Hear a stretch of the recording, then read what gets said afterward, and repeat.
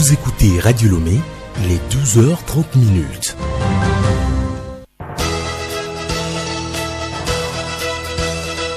Le journal Bénédicte Kanda.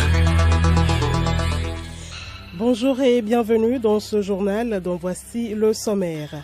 Le cadre permanent de concertation CPC a tenu hier à Lomé sa 6e séance de travail. C'est à la faveur de l'ouverture de la 2e session marquée par le renouvellement des membres du bureau.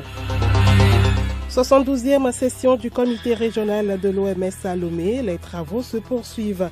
Les apports pour un meilleur soutien de l'OMS aux États ont été abordés hier. Et puis sport, football féminin, préliminaire de la Ligue africaine des champions.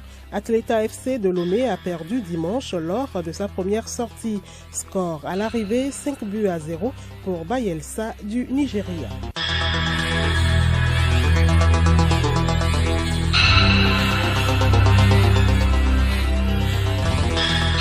radiolomé.tg. Bienvenue à tous. 6e réunion du cadre permanent de concertation hier à Lomé. La séance d'ouverture de la 2e session 2022 a été marquée par le renouvellement des membres du bureau. Était également à l'ordre du jour des travaux la communication sur la politique énergétique du pays. Yao Kamake. C'est la ministre déléguée auprès du président de la République chargée de l'énergie et des mines, Aziablé Mila, qui a éclairé la lanterne des membres du CPC sur cette politique énergétique. Ils ont été entretenus sur les préoccupations liées à l'accès pour tous à l'énergie au Togo. Le nouveau président du cadre, Adrien Beleki Akwete du parti CPP, relève l'importance de la thématique.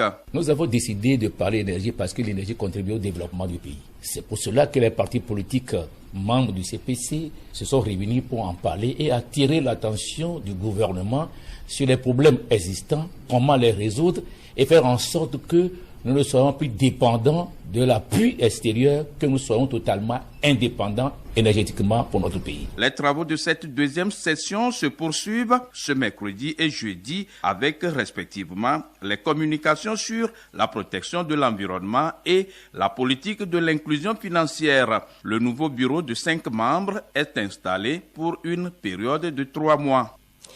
Les travaux de la 72e session du comité régional de l'OMS se poursuivent à Lomé. Les débats se sont centrés hier sur le meilleur soutien de l'OMS aux États. Le compte rendu avec Alice Berthe Barandao.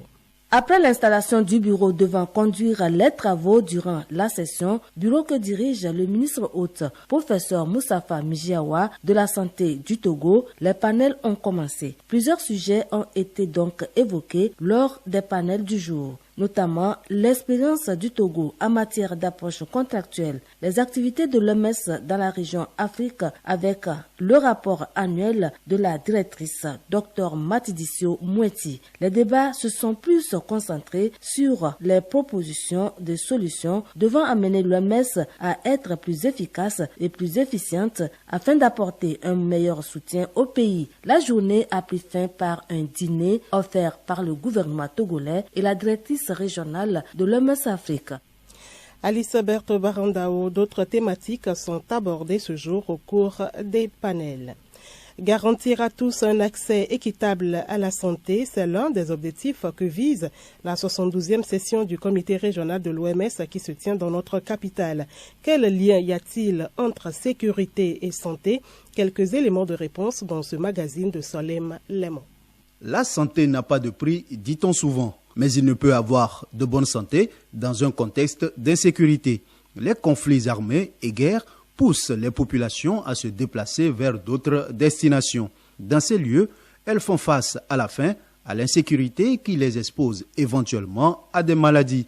Les assises de Lomé ont sur la table des discussions la question du lien entre sécurité et santé. Dr Ngoy Senga, représentant OMS en Centrafrique, se prononce sur la problématique. Nous parlons de la sécurité sanitaire, de la gestion des urgences. Nous venons de vivre avec Covid et Covid nous a fait voir combien une bonne gestion des urgences est vraiment nécessaire, non pas seulement pour notre pays ou pour nos pays africains, mais aussi pour le monde entier. Covid, vous avez vu, quel est le secteur qui n'a pas été touché par la pandémie? Tous les secteurs, y compris le secteur de la sécurité, que ce soit la sécurité entendue comme l'armée et tous les autres, mais aussi le secteur de la santé lui-même. Avec le développement, c'est vrai que nous avons besoin de plus en plus de pouvoir fournir à nos populations au moins un paquet minimum de services de santé et de services de santé de qualité. Et bien sûr, il faut que ces services soient quelque part financés. Là, on a évoqué la question de la couverture sanitaire universelle qui est aussi très capitale, puisque, évidemment, c'est pourquoi nous parlons de la sécurité sanitaire.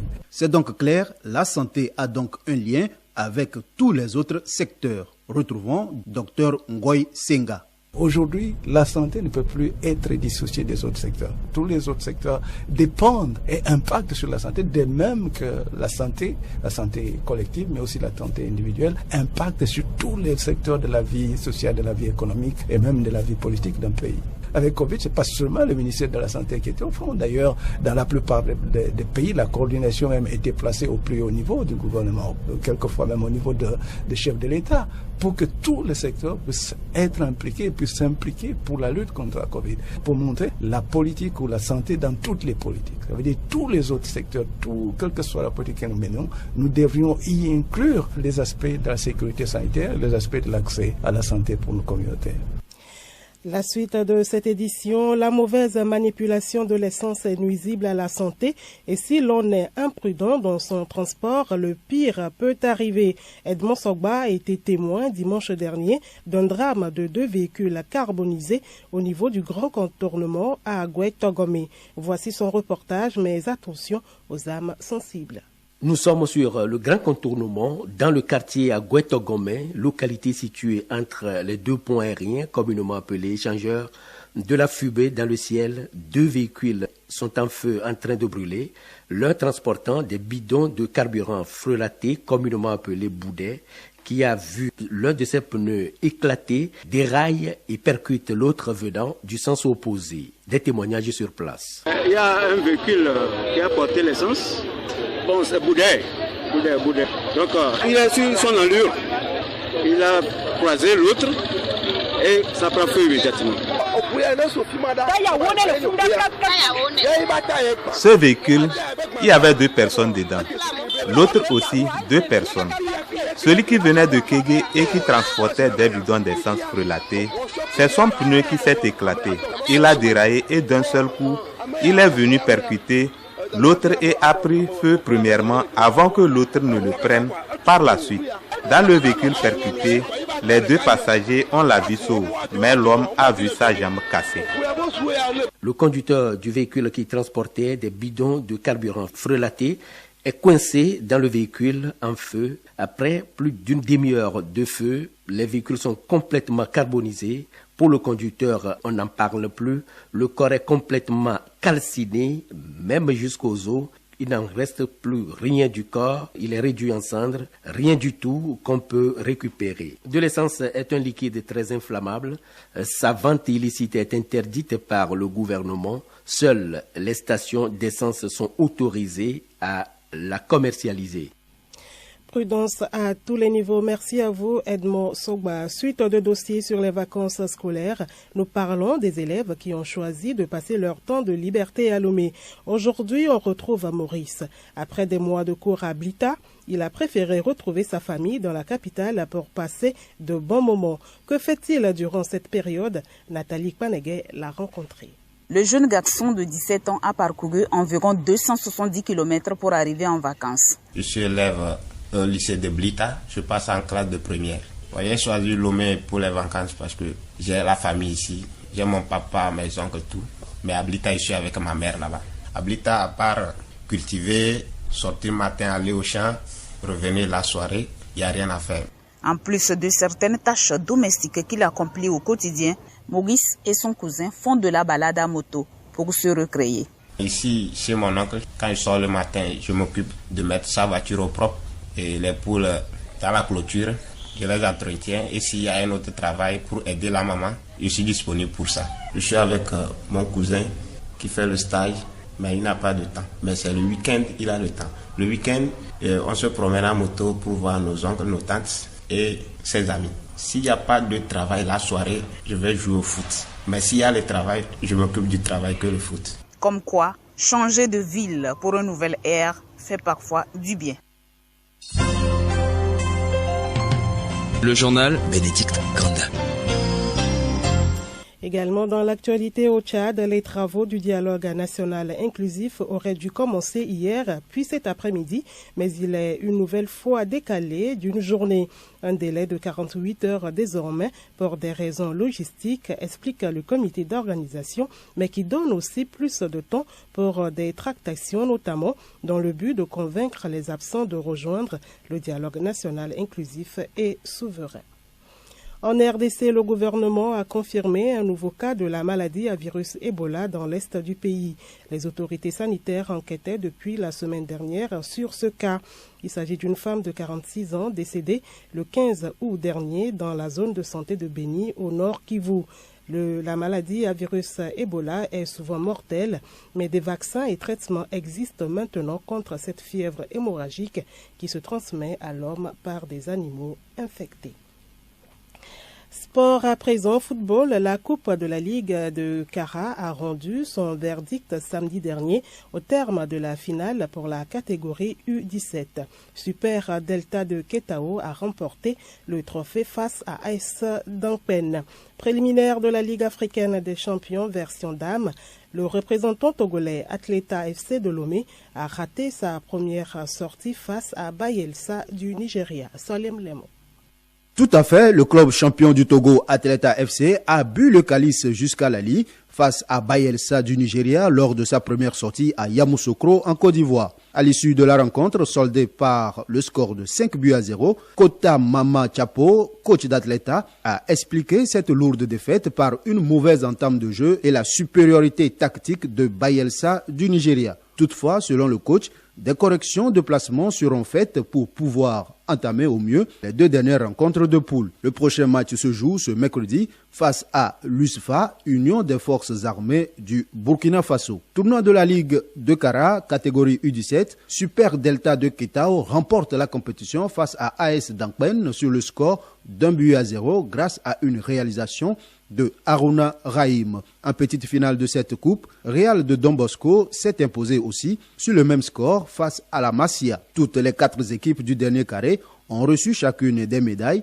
des enveloppes, du matériel sportif et des fournitures scolaires. L'association des anciens footballeurs du Togo, ASAFT, sera en conférence de presse ce mardi à Lomé pour sa première sortie officielle. Dans cette perspective, Amouzou Tete a reçu hier Mokhtar Sow, président de l'Union nationale des anciens footballeurs du Mali, UNAFOM. Il vient apporter son soutien à l'ASAFT. Et puis, tournoi Challenge Gaillard, un match amical a opposé dimanche Espérance de Lomé EDL, engagé dans la compétition, à Gaillard de Seco FC. Les deux formations se sont séparées dos à dos, 4 buts partout. EDL a ouvert le score sur penalty dès l'entame de jeu avant de se faire dévancer par Gaillard de Seco, 4-1. EDL est revenu dans la course et égalisé à 4 buts partout. Les deux équipes se sont séparées dans une bonne ambiance festive au Parc des Princes. L'information insolite pour terminer, à Togo 2000, un père exige une voiture pour la dot de sa fille. Son beau-fils amoureux lui offre 2 voitures pour prouver qu'il est un garçon. 2 semaines après le mariage, une agence appelle le beau-père et réclame les véhicules. Ce sont des voitures louées.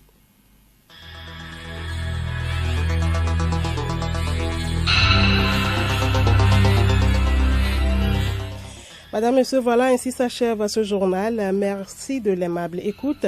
Le rappel des grandes lignes. Le cadre permanent de concertation CPC a tenu hier à Lomé sa 6e séance de travail. C'est à la faveur de l'ouverture de la 2e session marquée par le renouvellement des membres du bureau.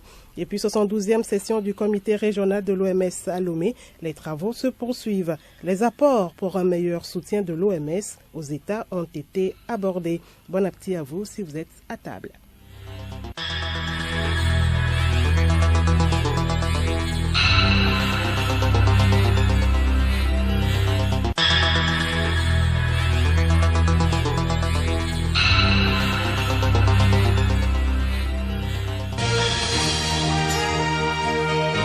Radio Lomé, boîte postale 434, email radiolomé@radiolomé.tg. radiolomé.tg